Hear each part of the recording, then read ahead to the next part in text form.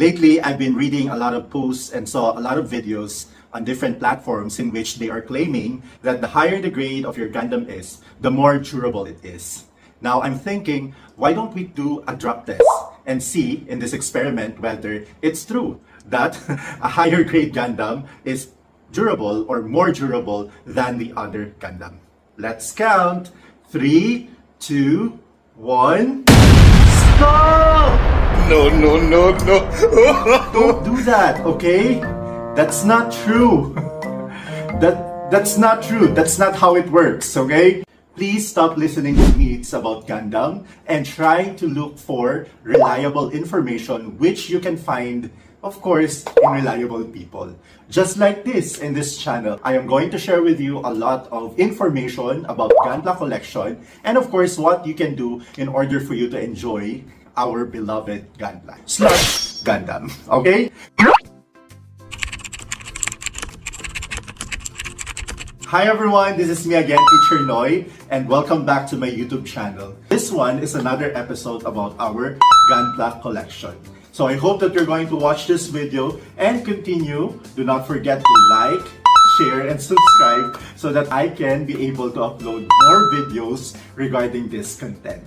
Welcome to my channel. A while ago, you were able to see an example of a test.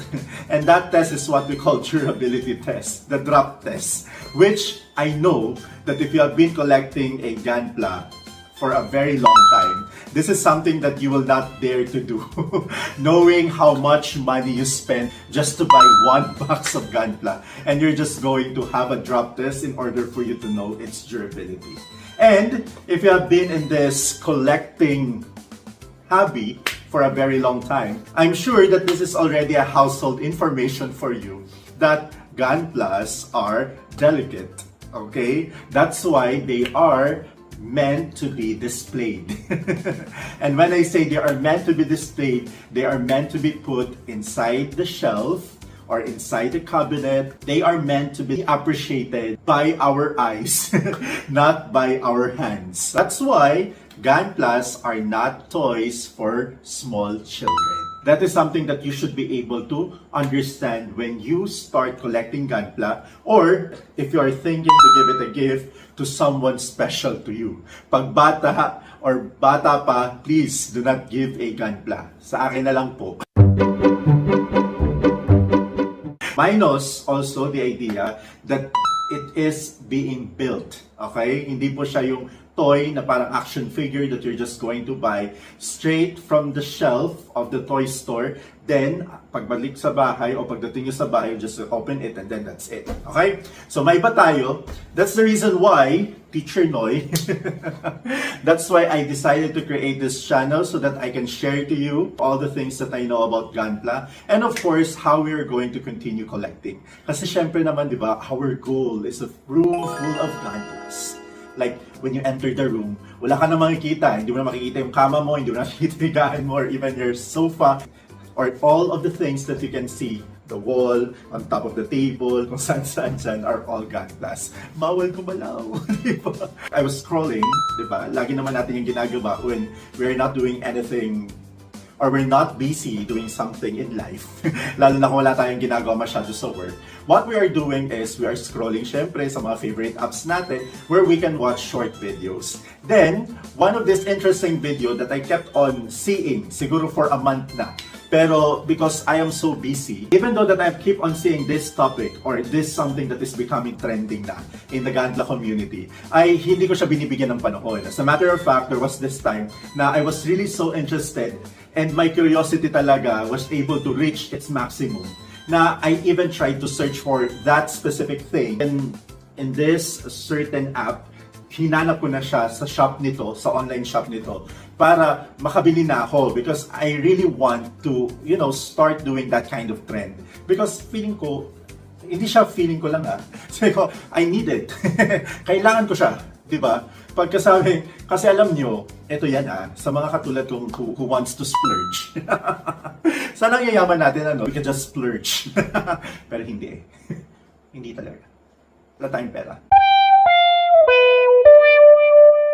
We have to think twice or many times before we are going to spend our money. Sana lahat ganun, di ba? Kasi ako parang minsan hindi ako ganun. Kahit wala akong pera, minsan hindi ko iniisip yung aking yung aking pagwawaldas. Pero a tip from Teacher Noy. You know, you really want something when inside your mind, that little voice inside your mind is telling you na, hey, you need it. Kasi iba pag ang sinabi ng little voice inside, baka you will say there's something wrong with me because there's a little voice inside my mind. That's my conscience telling me what I should be doing. Wala ba kayo nun? Okay. Your conscience is telling you, hey, pag ang sinabi naman niya ngayon, hey, you shouldn't. Or hindi pangit-pangit yung hey. Pag sinabi, hey, you want it. Look for it, di ba? Pag sinasabi kasi ng puso at isipan mo, or that little voice na very strong talaga ang, you know, very strong ang kanyang contribution into the impulsiveness of an individual. Pag ang sinasabi niya sa'yo ay you want it, there are times that, or pag sinabi sa'yo you want it, parang meron ka pa rin alam mo yun, yung parang hesitant ka pa rin to buy it. Pero pag sinabi na sa'yo na, oops, hey, you need it. Pag need kasi, kailangan mo talaga yun and you have to buy it right away. Yun na yun. Pag na-reach niya yung sinatawag nating impulsiveness. Napaka-impulsive mo na talaga niyan. Pag lahat na lang sinasabi niya sa'yo na, you need it, you need it, you need it, you need it, you need it. And when it comes to Gunpla, or anything that is Gundam related, parang you need it lagi ang tinasabi sa akin. Sorry. Can I say, I'm sorry, self, for that? Pero yun na nga. So ito yung lagi kong nakikita. I'm going to share with you a video of what I can see. Diba ang cool niya? Can you imagine that? This is the dream of all of the Gunpla collectors in every Gunpla community, in every part of the world, in every continent, charot, in every society, in every barangay, or in every street. Ito ang pangarap nila because this is something that, you know, alam mo yun, hindi naman siya para ipagyabang mo na you are collecting Gunpla. Pero this is the kind of accessory that you want to bring. Especially, usong-usong ngayon, pero parang taga naman na nauso eh. Pero parang ganun, usong-usong ngayon na naman ulit when you are putting something in your bag. Like an accessory, a keychain, or anything like that. So going back to my story with you. Okay. Going back to my story. When I was searching, I think that was a month ago, na nag-start na doon coming in the algorithm of my viewing app, watching app, di ba? So, nagrinignan ko siya, the thing that I searched for in the shop was like, Gundam keychain. So, yun yung yung keywords ko eh. Gundam keychain. And I was a failure during that day. I failed. I did not see anything that is similar to what I have seen. The treasure that I was looking for sunk deep in the ocean. Yun yung naramdaman ko. So I told myself, maybe Bandai was not yet doing something like this one. Did not come across my mind to think that it was not really an idea of Bandai. That parang maybe it was just a DIY initiative of another person, and because of that, di ba, kailangan pagdaanan mo rin yung step-by-step procedure niya. Pero going back to this idea, I was so interested na it reached already the maximum level. Okay? Parang nandun na siya eh. Kasi last month, parang sabi sa akin, you want it. Ngayon, you need it na. So I told myself, yes, I need to buy this one. I need to know already what do you call this one. Buti na lang, when there is a need for something, gumagana ang brain cells ko. Do not bash me ha, kung brain cells ba talagang gumagana dyan, o kung ano-ano gumagana dyan sa brain. Pero buti na lang talaga, alam niyo yun, yung hindi siya adrenaline eh, pero when there is a necessity, you are going to do your best just to look for the solution that you're looking for. That's what I did, guys. So I was looking at it and realized na yung box pa lang yun, there was this word sa baba lagi nung app na yun, wherein that's what you are searching. Then I was saying na, yun ba yung dapat mong isa-search? Then later on, that's the word that they using, the Pelican box. So sinearch ko si Pelican box, I was looking at the shop, kung meron, wala naman, I tried another app, yung mga online apps, dun ko na nakita, di ba? I saw it in the orange app, my blue app, di ba? Lahat na lang ng app, meron silang color. Basta yun. So I look at the orange app, then saw a certain, and saw the one thing that I was looking for that day. And finally, I found it. Pero, to hold our excitement, hindi pa siya dumarating. Kasi I just ordered it last Friday, Saturday ngayon. So hindi pa yun. Nasa Catanduanes po tayo, nandoon siya. I don't know if it's so far away and we are here. This is the island, di ba? So medyo malayo-layo pa at matagal-tagal pa bago yun dumating sa atin. Anyway, I'm sharing this to you so that you will know how to do it. Okay? Hindi ko alam kung paano siya gagawin by looking at this video. Pero I'm going to share with you the links where I bought the box. Hindi pa ako binabayaran sa box na yun. With the research that I have done on how you're going to do that, bibili ka po no ng box na yon. If you will be able to find this kind of box, exactly this one, please choose yung medium. Yun po yung mga madalas na nababasa ko po, na sinishare ng mga nagko-comments and of course yung mga content creators, wherein there is saying that you have to buy the medium size. And the medium size will fit an RG, okay? A real grade Gundam. So kung mabalikan po natin, may HG, may RG, may MG, may PG, may high RM. Yung RG po, ang ka-size niya ay yung HG. Nangyari lang pong mas maganda ang quality ni RG kasi mas detalyado, okay? Mas maganda yung quality. Pero doon sa size na yon ng camping box, they call it a camping box. Because they're using it in a camping. Yun lang, that's the failure of what I did not search. Hindi ko siya-search doon kung para saan siya sa camping.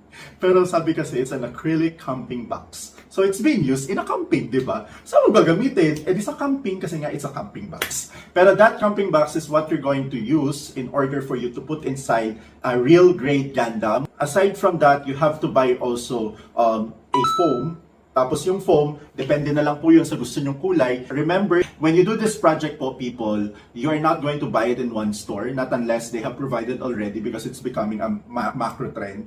Pag micro trend pa lang yan, being followed by a small group of people, wow, kala mo, ekonomista, no? The law of supply and demand. Pero yun, kasi kung hindi pa siya ganoon na in demand with so many people, especially here in the Philippines, we cannot just look for one store and buy this. Kasi kung gustong-gusto talaga yan, parang yung duck, di ba dito? Yung parang yung mga duck doon sa ulo natin doon. The ducks, naalala niyo yung mga ducks? Pero ganun, di ba? So kung yung gusto nyo, yung parang ganun siya, anywhere you can buy it. Pero since yung community naman ng mga Gundam builders in the Philippines, hindi pa naman siya ganun kabig. Okay? Feeling ko nga, it just went inside my algorithm because, you know, that's my interest and it will not be shown with other people. But the idea, okay, so hiwa-hiwalay yung mabibili yun. You're going to buy the box kasi yun yung pinaka-importante. Then, you are going to buy the foam kasi dun yung ilalagay yung mga accessories. At saka pag hindi nalagyan yung kalahati ng foam, hindi mag-fit ng maayos yung RG. Again, a Gundam is delicate regardless of its size. Basta malug-alug yan dyan. Gumanong-ganon-ganon siya sa loob. Masisira. Gumanong-ganon-ganon siya sa loob. Nasira yung buko. Gumanong-ganon-ganon siya sa loob ng box. Masisira at masisira pa rin ang mga parts niyan inside. So you really have to secure it by the use of the foam itself. Okay? Then, with that kind of size of camping box na medium, ang mga kasya po doon ay RG or real grade Gundam. And that's my next dilemma. Or problem, rather. Bakit bang hilig-hilig ko sa dilemma yan? Nagkakaproblema na tuloy ako dyan, di ba? That's my next problem. It's because it's my problem kasi wala akong available na RG. Yung RG na meron ako, I left it in Manila or in Makati. Saan ba ako talaga nakatira? Basta yun. I left it in Metro Manila. O yun na lang, para sobra. NCR. O sige, I left it in NCR. Sa Makati nga, doon nga ako dati na. Ay hindi, Taguig na pala ngayon. Sa Taguig nga. So, I left it there, pero alam ko na hindi na siya good quality. And syempre, ayaw naman natin ang travel body natin. Going to school body, travel body, na nakalagay sa bag ay hindi na masyadong maganda yung quality. So, I am thinking of what kind of Gundam am I going to buy. I was... Masyado ako masengit. I'm so excited kasi because I was looking at the kind of Gundams na available, which I really want to buy. Should I buy another RX? Or should I buy a Gundam Wing? Iniisip ko talaga, what kind of Gundam am I going to buy? Can you please help me? Please, do help me. I am thinking of buying this one kasi maganda to eh. Very dramatic to with the wings and all. When you put it inside, there is already a beauty and an art in it. Tapos, si RX naman, okay din naman siya. Maganda rin naman siya. I love it na din naman. Kaso, I am already hooked na with my MG. So, nandun na ako eh. I do not want to add another MG. Ayoko rin naman magbumili na naman ng bagong Astray Red kasi makabili na ako Astray Red. I was thinking of buying Unicorn. Pero yung mga RG kasing Unicorn, very bulky. Baka ang bilhin ko na hindi na medium size, baka large na, di ba? At mas malaki na siya sa bag ko. So, bit-bit ko siya. Baka sabihin sa akin ng mga tao, ba't may dala kang lunchbox, di ba? So, ang closest talaga to my heart right now is the Gundam Wing. Pero I'm thinking also of buying this and that. Pero wala akong pera. Bakit ako bibili? I'm oo talaga. Then I realized wala pala akong pera. So paano ako bibili? I don't have money. Oh, that's my next problem. Okay? But those are the things that you're going to expect in this channel because I will definitely be doing a vlog. And definitely, the Gundam that I will place inside of it is a new one kasi wala nga ako. So, there will be parts of this and hopefully that you will be able to support it as how you're going to support this one and the previous channel that I have. And the previous videos that I posted in this YouTube channel. Thank you very much for supporting and listening to all of the things that I'm saying. I hope that you're able to get something worth of your time